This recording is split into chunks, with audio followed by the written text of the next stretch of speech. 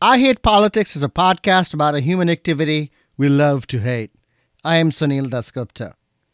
It is fall now, and it is not only apple and pumpkin picking season, but also the season for October fests and cool dining choices. I called Michelle Katz, whose Instagram account, at Pike and Rosé, is one of the most influential food and food photography accounts in Montgomery County, to find out where to go. And while we were at it, we took a broader look at what's happening in the restaurant business.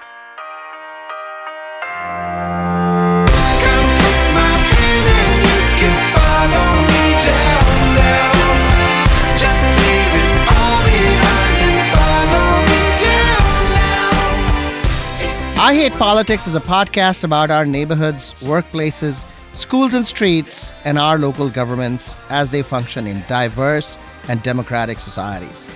This means our politics are messy, dirty, sometimes corrupt, with often self-serving politicians. But no matter how much we hate politics, we are never exempt from it, even when we refuse to participate. In fact, the purpose of politics is to keep society moving precisely when we don't agree with each other, like now. Music for this episode comes from local musician Eddie Boxer. The songs in this episode come from his 2019 album, My Choice, and is available on Spotify. You are listening to I Hate Politics. I am Sunil Dasgupta. We're going down. Follow me down. Follow me. Black stripes on white. This prison garb is a zebra. I'm free. Come along. Just follow. Prison fire. Dragon's breath. Red is the flower. Relieves you from stress. Come In the news this week, Montgomery County proposed to build a new criminal justice complex and a new MCPS bus depot on Seven Locks Road in Rockville, which was expectedly rejected by the government of the city of Rockville. The county owns the land but needs permission from the city to actually build. And in the realm of intergovernmental relations, things are usually done via compromise. Currently, the 25-acre lot where the new projects are proposed is the location for the county's pretrial criminal detention center. There have been efforts in the past to bring the bus depot there and to expand the jail complex to include services that are provided by the Health and Human Services Department, such as mental health. The controversy, at least over the bus depot, goes back 15 years now, when MCPS and the county agreed to move the bus depot from its location near the Shady Grove Metro Station, an area that was being developed for housing near transit. Several locations were considered, but there was political opposition at all of them. The depot was moved to Crabs Branch Avenue in Durwood as a temporary location, with the promise from the county to find another permanent location elsewhere. One serious option was to move the bus depot to the space occupied by the Red Gate Golf Course on Norbeck Road, but the county withdrew in the face of fierce opposition from local residents and conservation activists. The golf course has now actually closed from lack of use, but conservation activists have been advocating to leave the green space untouched.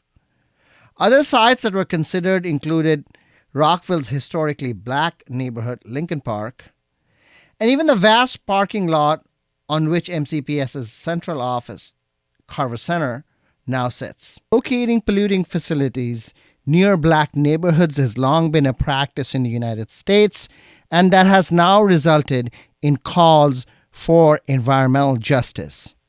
People who live close to bus depots have claimed that a MCPS bus depot, which typically holds 400 buses and 700 employees, do not belong in residential areas. Apart from increased air and noise pollution, 400 buses leaving and returning in the morning and in the afternoon means that the streets they use will not be available for regular traffic. All of this leading to a loss in the quality of life in those adjacent neighborhoods. The current proposal would put 270 MCPS school buses and 40 ride-on buses at the location if the project moved forward. The City of Rockville's letter to the county government expresses concerns that the plan creates the scenario for clients of the new criminal justice complex walking to nearby neighborhoods and city parks, Potomac Woods Park and Orchard Ridge Park. Bus depots have to be put somewhere if school buses have to pick up and drop off students. The county needs to house mental health services somewhere if these services have to be provided. But time after time, there has been fierce and persistent local opposition to putting dirty machines of modern life, power plants, incinerators, windmills, buses, trains, out of sight of middle-class neighborhoods. Much like what we do with our garbage, and since China stopped buying recyclable plastic with our plastic waste, it is made to disappear from our sight. Note the passive voice, because somehow no one is really responsible for doing things in our name. In other news, the internet is not the public square it promised to be. We know that. Website after portal after platform is shutting down their comment section. The latest to do this is Greater Washington, often called GG Wash, the urbanist website that had long been a leader of smart growth advocacy in the region. Before that, Bethesda Beat shut down its comment section, and perhaps the first to go was DCist, that is WAMU's online affiliate that became a powerhouse in local news coverage. The comment sections on these platforms had become the venue for culture wars, name-calling, and snark. The pandemic revealed some of our worst instincts for others to read, and then those others decided to respond in kind, and we came back with more. Almost a year ago on this podcast, we put together a voice-acted Mean Tweets episode on housing called The American Dream, which took its material word for word from the comment sections of many of these platforms. The invective was simply awful. But politics has always been awful. Go back and read what Alexander Hamilton and Thomas Jefferson actually said and wrote about each other. You'll feel better, I promise.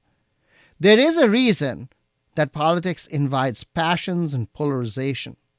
Think of the political process as a strainer. Things fall into it, and then, if they can be resolved, they escape through the mesh. This is never ending. And what is left, what gets built up, is crud. These are things that could not be resolved because the strainer now has built up crud, and we are putting more and bigger pebbles in there. The great promise of the internet was that this strainer functions on its own and is generally efficient. Nothing of the sort. Markets are efficient when they are well regulated, not when they are left entirely on their own.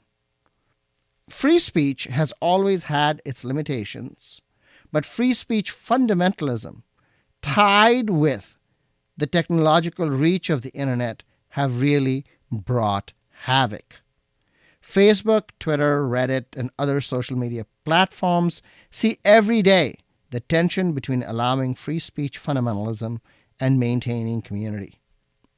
Facebook uses artificial intelligence bots and human teams to monitor the worst content, but smaller organizations like Bethesda Beat, GG Wash, and DCist are not going to have the resources of a Facebook, and now have decided to go back to pre-internet moderation practices.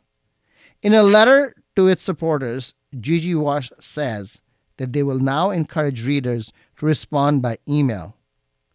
Write letters to the editor, folks. You're listening to I Hate Politics. I'm Sunil Dasgupta. I'll be back with Michelle Katz, whose influential Instagram at Pike and Rose has shaped dining in my neck of the woods. One editorial note. We recorded the interview before the effects of Hurricane Ian in Washington, D.C. metro area became apparent. I will add cancellation information at the end of the episode. I never thought I'd stand up tall. I never thought I'd climb that wall. I never thought I'd have it all. Everybody talking like I'm so small. Now what you gonna say to me about being somebody? I'll crush this adversity. I'm all about trying to be free. And I say, if I choose to be discouraged, I stumble and I fall. If I choose to be dissatisfied, I never have it all. And I can fly so high, it's my choice. And I should fly so high, it's my choice. Michelle Katz, welcome to I Hate Politics. Thank you. It's good to be here. So you run this fantastic Instagram account called Pike and Rose, where you follow restaurant happenings primarily in Mid-County, but also I think in the rest of the county. Thank you for that. We follow it closely when we have to make decisions, which are big decisions when you have 3 kids and, they all are pulling in different directions. So deciding where to go to dinner. October is shaping up to be an incredible month for dining, and it's actually most years there are lots of Oktoberfests. Can you tell us what we should expect, where things are going on, where you suggest we go? Sure, absolutely. So on my Instagram, I took a little bit of time and I compiled a list of some of the best Oktoberfests happening in October. One of the best ones for our area, I would say, is the Rocktoberfest. And that's happening in Rockville Town Center. And so they're going to have a lot of food and drinks. And that's going to happen October 1st from 11 to 5. And another one that's really major, I would say probably the biggest in the county, is the City of Gaithersburg one. Now, that is in Kentlands, and they closed down a whole bunch of streets. And there's a few different stages with live entertainment and vendors from all over. They have crafts, they have activities for kids. And they usually draw about 30,000 people, is Wow. what they've said. Yeah. Have you ever been? No, I have not. Unfortunately, it Yeah. seems like this year it is going to happen. Yeah, so that one is October 9th this year from noon to 5. And for anyone listening, if you plan on going, they highly recommend parking somewhere else and then taking a shuttle. Just because it's a lot of people. And then my favorite is Piketoberfest, and that one is in Pike and Rose. And that is October 2nd from noon to 4. And there's going to be all sorts of vendors from the Pike and Rose area with food, with beer, with discounts, with all sorts of fun freebies. And so that one is my favorite. I usually go for almost the whole time and just wander around and meet people and just enjoy all the food and beer and stuff. And then there are some other kind of more, I would say, like specialized ones. So there's one at Zinnia in Silver Spring. Are you familiar with Zinnia? Yes, I am familiar. Yeah. Have you been? Yes, I have been. In fact, I just wrote a little Facebook post saying that if Yimbys and Nimbys of Montgomery County agree on one thing, that is they want to have their meetings at Zinnia. That is really funny. Nice. Well, I haven't been yet, but it's this really, really beautiful place that took over Mrs. K's Toll House. Yeah. And they're having an Oktoberfest on October 1st, and they're doing a pre-sale of tickets, and it's $40 to get in. And I believe it includes a few things. And then there's one more that's kind of interesting. So Woodcraft, which is like a wood supply and woodworkers shop off of Park Lawn, they're hosting an Oktoberfest as well. Yeah, no, that one, Well, it's I'm pretty sure you'll be able to get some crafts there. Like that's okay. probably your best bet to get crafts. That's going to be October 8th from 10 to 6. And they Okay. have food trucks there and beer.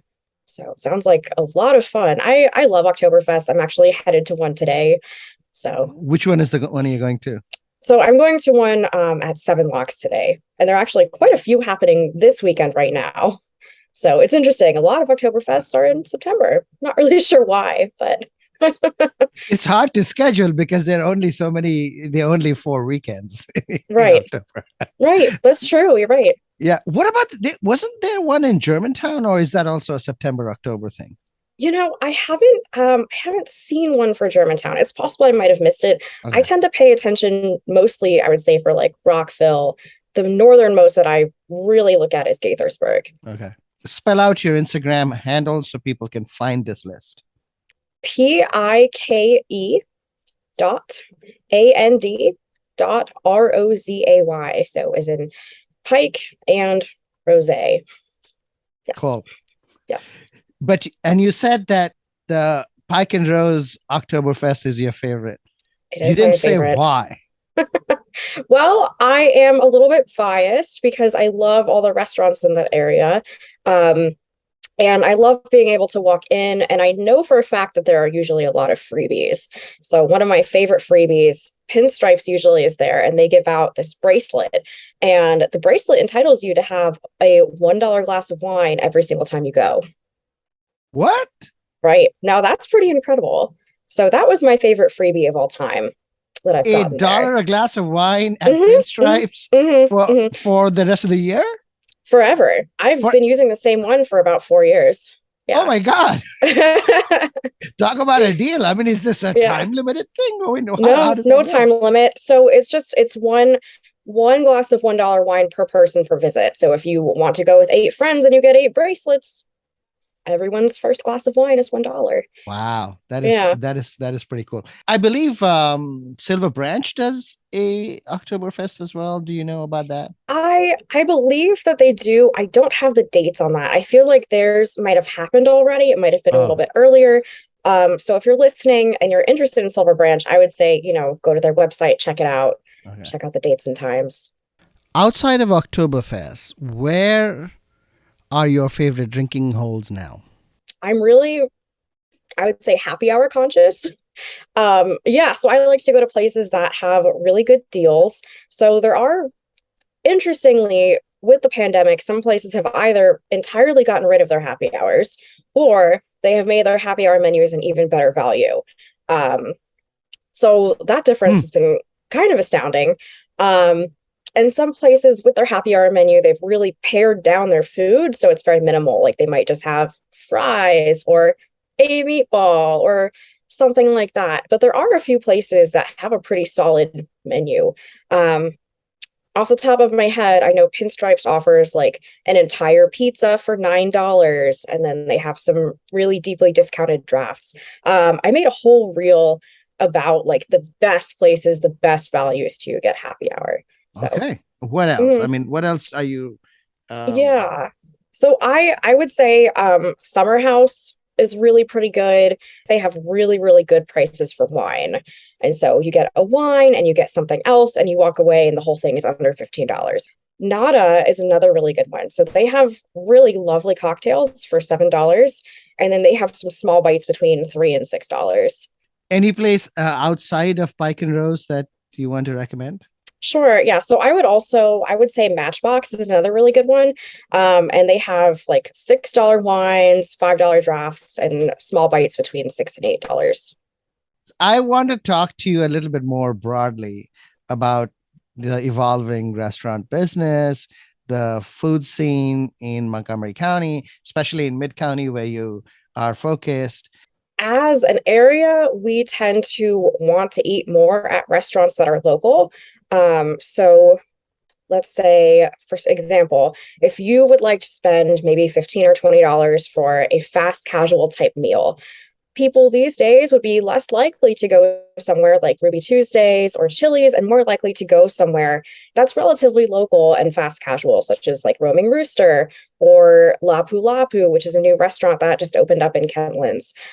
So in our area, I've seen a lot of exits of restaurants that are kind of big and corporate and franchises, and a lot of smaller, locally owned restaurants kind of taking up that same price range. What else are you finding?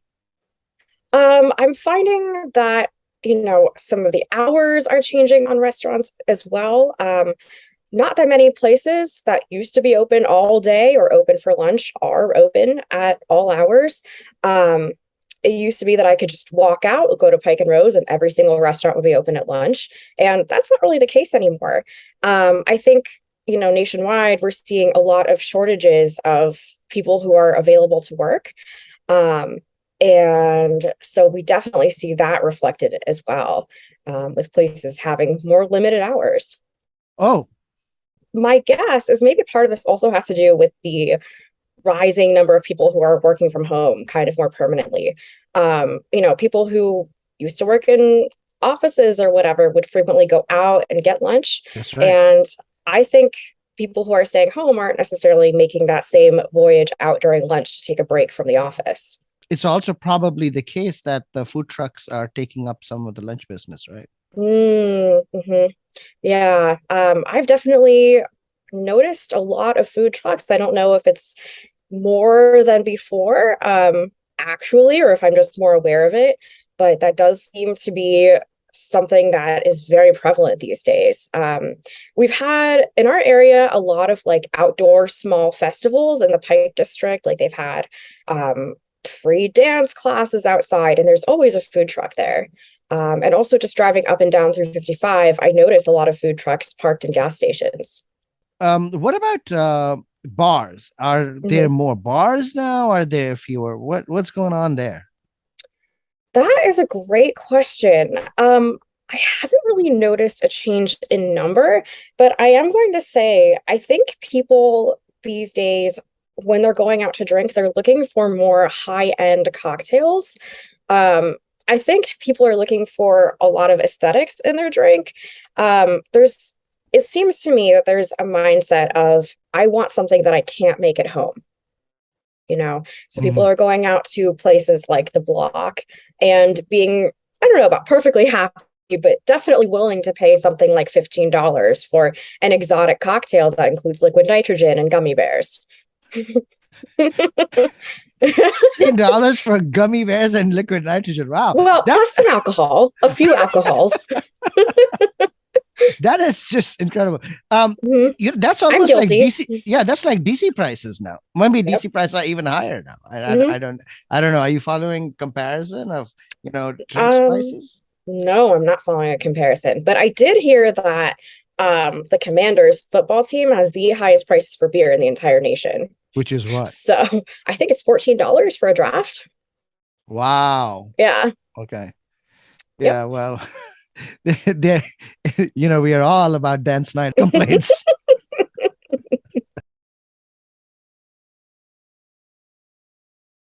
Looking at Asian food and Latino food really rise in a way that, was not the case in I think maybe 10, 15 years ago. Yeah, I'm going to agree with you completely. Maybe 15, 20 years ago, the only place that you could really get Japanese food besides like a very small amount of sushi restaurants was like at some place like Benihana, right? But now there's all sorts of Asian restaurants kind of all over. Within walking distance of my apartment, I can think of 6 different places to get boba tea, like just as an example. At least 6, maybe even 7. Yeah, boba is like an explosion. It's like pickleball and boba. Yeah, absolutely. And it's funny. So even though there are 6 or 7 boba places walking distance from me, they're all very different, right? So Tiger Sugar is kind of more dessert heavy. So they have a lot of coffee flavors and chocolate and heavy cream. And T-Bar, which is located kind of off of Neville Street, they kind of are more smoothie oriented. So they have a lot of like fruits and avocados. And If you go down a little bit farther, Yifang, which is near MC, they have fruit-based teas. So it's like they'll have mango, like that's a really, really big flavor. And they have smaller tapioca pearls called sago. So it's really, really interesting to kind of see the difference between all of these different spots, even though from an outside perspective, they all seem to offer the same product, but it's just a lot of little nuances kind of everywhere. Right. I mean, I now that you mention it, it's like striking me that, yeah, I mean, there's a lot of types of boba. Yeah, and my kids, of course, just love it. Every time we pass a boba store, we have to stop. Yeah. What about Latino food? Can you, I mean, there's been a particular rise of Central American food, or even, I don't know, I don't think it's Mexican really, but it's mostly Guatemalan, Hondurans, El Salvadoran food in the county. Are you saying that? Yeah, I definitely am. Like it's very, very easy to go out and find a pupusa somewhere. La Casita is amazing, and they've been featured, nationally on TV, which is really cool. I've also seen a lot of Peruvian chicken places pop up. That's another one that's really, really getting popular. That's right. Yeah, and I think a lot of times, it's driven by the people who live here, people who really enjoy tastes from home. And also, sometimes the food is just a really, really good value, right? It is good value. It's excellent value. In fact, there's over the summer, I came upon a sweet bakery, which I used to cross all the time. It's on Norbeck and, fairly close to me.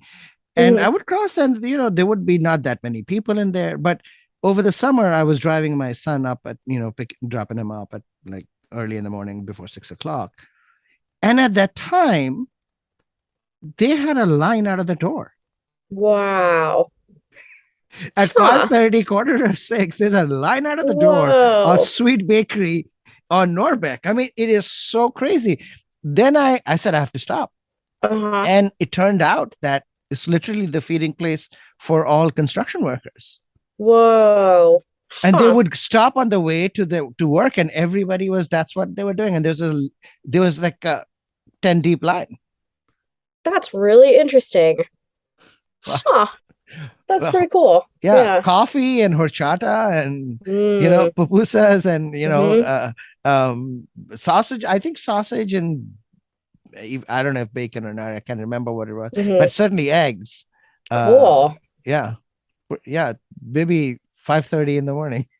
That's really interesting. Yeah, I have also we like this food truck at a gas station food truck on Georgia that is by Aspen Hill in Georgia.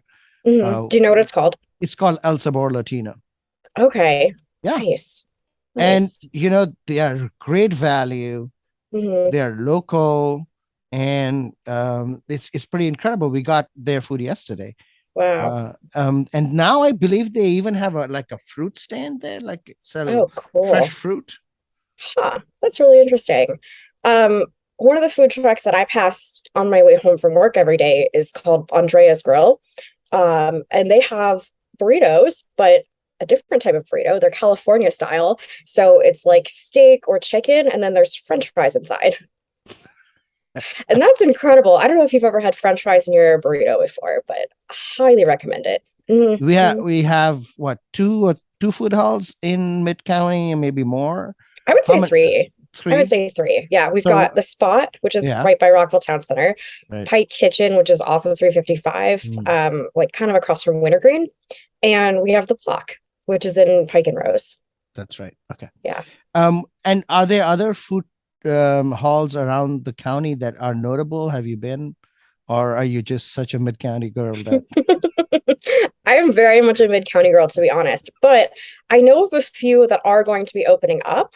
There's going to be one in Chevy Chase coming relatively soon called The Heights, and then there's going to be one opening up soon in Silver Spring as well. But I haven't heard of any food halls in Germantown. Have you? No, I have not. What is surprising is I thought Silver Spring would get them before us, but Mid-County seems like the sort of the happening food place in the county. Yeah, I mean, I guess first of all, you have to find a space that's large enough to accommodate all these vendors. And Silver Spring is like very, very high density. So my guess is the spaces that are available are a little bit smaller, right? Yeah. But here we have these like massive, almost warehouse size spots that are available. And so there has to be, I guess, one owner or one group of owners willing to take that financial risk initially, and then you can have some of the smaller vendors come in and lease their space and cook their food. Rockville seems to be hopping. I mean, really, Yeah. Metro should just change its name to go Rockville Asia Town or something. Because it is kind of, astounding, Yeah. really, how many Asian restaurants are now here. And we were Asian restaurant heavy even earlier. Did you say you like the Japanese barbecue place in Rockville Town Center also? Yes, Gyuzo. So that place is very interesting. So we have a lot of Korean barbecue, but this one is Japanese. And so the grill that they have is different. And they have a lot of really interesting offerings, like even besides the meats. I got uni pasta carbonara one time, and that Wow. was amazing. It was so good. I wasn't even sure if I would like uni or not. It was only my second time having it. Um, but it's a really hopping place too. I tried to go there one time without a reservation, and it was a Wednesday night, and they said they didn't even have any tables available until 9 p.m. Yeah, I've been So, trying to I've been trying to get into Iron Age for like what, 4 mm. years. And I just never get there on time to get in. Yeah, they always have a little bit of a wait. Yeah, Yeah, there's just never ever. So inevitably what happens is I go to Iron Age and end up in Pike Kitchen. right. That's pretty funny. Yeah. So near Iron Age, there's actually two different stores that I highly recommend checking out. Mhm. There's one in the same shopping center called Lil Thingamajigs, and it's essentially like all of these really interesting Japanese and Korean, like anime and manga and skincare and jewelry. And it is so interesting to walk through all of it. And then another one just a little bit further south is Ebisu Life Store. I'm not sure if I'm pronouncing it correctly. But that is a Japanese store, and they have groceries, they have like beverages, food, skincare again, all sorts of like little novelty items. And that is amazing to walk through. And actually, it's so successful that they're expanding. They're taking over the mattress store next door. One of the things from the pandemic that I have been thinking about it with respect to restaurants is how has tipping changed? I've seen a few things. So I've seen restaurants add a quote unquote COVID service charge, which is like 3 to 5%. And in theory, that covers things like masks for the employees, cleaning supplies. But I have noticed that some places will automatically add a gratuity if you have a party of like six or more. And then one other thing that's been a huge, I would say, controversial phenomenon is those iPads for when you're getting something taken out, right? Like you're ordering to go. They'll just flip around the iPad and then automatically your choices are 15%, 20%, or 30%, something like that, right? Mhm. Before the pandemic, I'm not sure that a lot of people really tipped on to-go orders. So I used to work at a to-go place in Germantown, when I was in college. And when people ordered, there wasn't even a line on the credit card receipt for people to tip. We brought out a little jar, and occasionally people would just throw us $1, and that was it.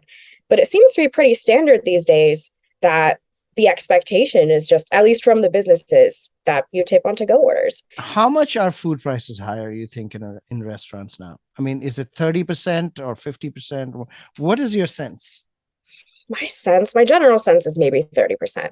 Although, one thing that's very interesting, so, seafood, things that are very expensive, sometimes are listed as market price on a Uh-huh. menu, right? Well, for a little while, even chicken wings were listed as market price, Oh, wow. right? I mean, how unbelievable is that? Has that gone away? I believe it has for most places, yes, but there was a little bit of a wing shortage for a while. We haven't talked at all about vegetarian and vegan. I've seen quite a few places that offer entirely vegan menus. Like if you go in, they'll just hand one to you. It's like separate. And then there are some places that are entirely vegan to begin with. So Shook is one of them. Are you familiar with Shook? I've heard of it, but I have never Yeah. been. Okay, so they started in DC and they have a few locations, two in Montgomery County. And they are a Tel Aviv street food place. And so they offer falafel, they offer they call it shukin, which is really cute. So it's chicken inspired, but it's fried mushrooms. Delicious. And they have vegan burgers, vegan sausages, and actually a lot of their customer base seems to be not vegan. Apart from Yeah. Shook, any other vegan place? Yeah, I would say Saint Veg is amazing. So they're in Fallsgrove. They have a lot of, I would say, Vietnamese inspired food. So they have vegan banh mi, they have vegan pho. What else do they have? They have this amazing caramel tofu bowl, and it just has these gorgeous pickled greens and really delicious rice. Now, one thing that's really amazing about them is they make every single component of the things that they sell. So they make the ketchup, they make all the sauces. That sounds amazing. Michelle Katz, thank you for coming on I Hate Politics. I hope you'll come back with more stories about restaurants and what people are eating. All right. Bye, Sunil. Thank you. You don't know that I've been hanging on. You don't know that I've been crying all the time. Try. The Washington suburbs of Montgomery County are not just densely networked with civic associations, but also with eating and drinking establishments that you have to make the correlation. Is social capital related to the number of restaurants a community has? As excited as Michelle Katz and I are about the Oktoberfest coming up, there is going to be rain on 1st and 2nd October, the tail of Hurricane Ian. The city of Rockville has canceled Oktoberfest, which was scheduled for October 1st because of the coming rain. Check the websites for the other Oktoberfests before you go. Please be safe, of course, but remember, a little rain hurt no one, and you know that the soil here needs it. Hear what I say, 'cause I know everything. You give me soul, forget what they say, 'cause they don't know. That's all for this episode. You've been listening to I Hate Politics. I am Sunil Dasgupta. Music for this episode comes from local musician Eddie Boxer. The songs for this episode come from his 2019 album My Choice and is available on Spotify. If you want to share your music on the show or know someone else who might want to, please email us at ihppod@gmail.com or reach out on Twitter at ihppod. I hope you'll subscribe and share the show as we bring you stories about politics close to you and to your home. See you next time. Hear what I say, 'cause I know everything. You give me soul, forget what they say, 'cause they don't know a thing. Cross my heart, hope to die. Nothing that I say to you could ever be a lie. If everybody just knew what I knew, they would all know what's so special about you. Cross my heart.